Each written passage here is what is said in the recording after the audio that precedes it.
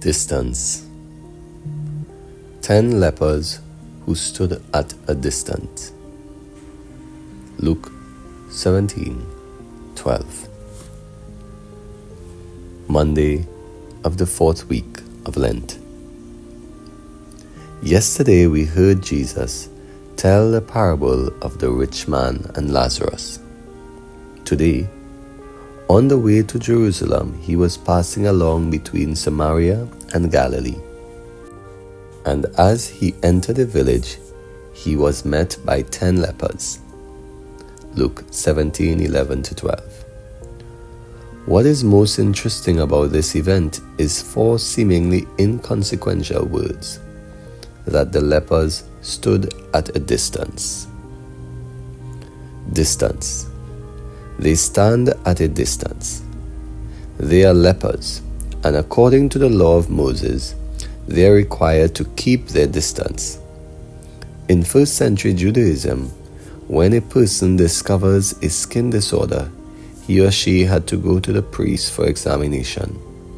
The priest then determined whether the disease was contagious, and if the person was to be declared ceremonially unclean. Leviticus 13:1-46. Jewish law prohibited anyone with such a disease from associating with the general community. They had to be isolated and many times lived as outcasts until they died. Leviticus 13:45-46. This was necessary to keep infectious diseases from becoming an epidemic. But for those afflicted, it could be a life sentence. It meant a life of distance. Jesus' response is one of love and mercy.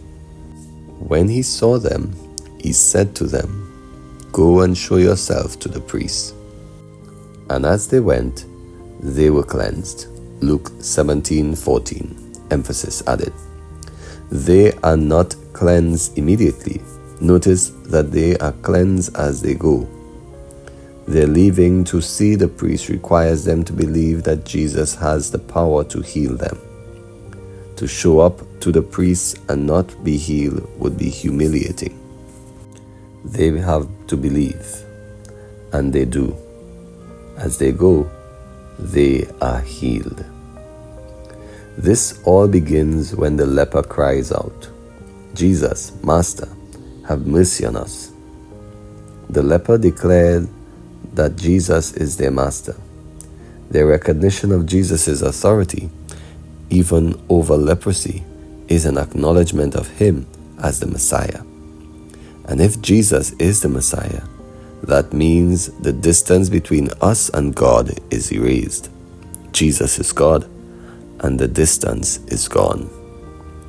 As we mentioned before, Jesus is resolutely determined to journey to Jerusalem because he has come to erase the distance.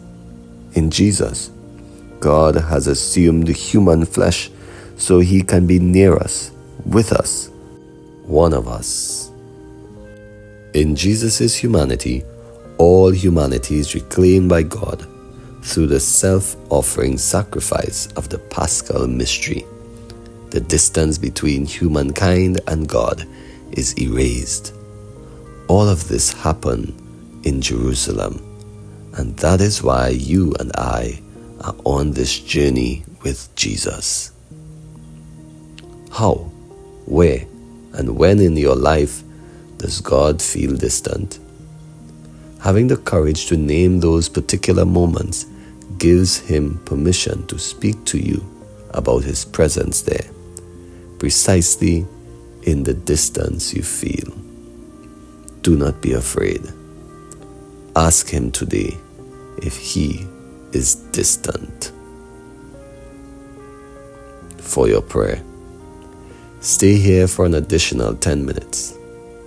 Today, pray with Isaiah 43 from verses 1-7. Ask the Lord to reveal where he is in your life. What words stood out to you as you prayed? What did you find stirring in your heart?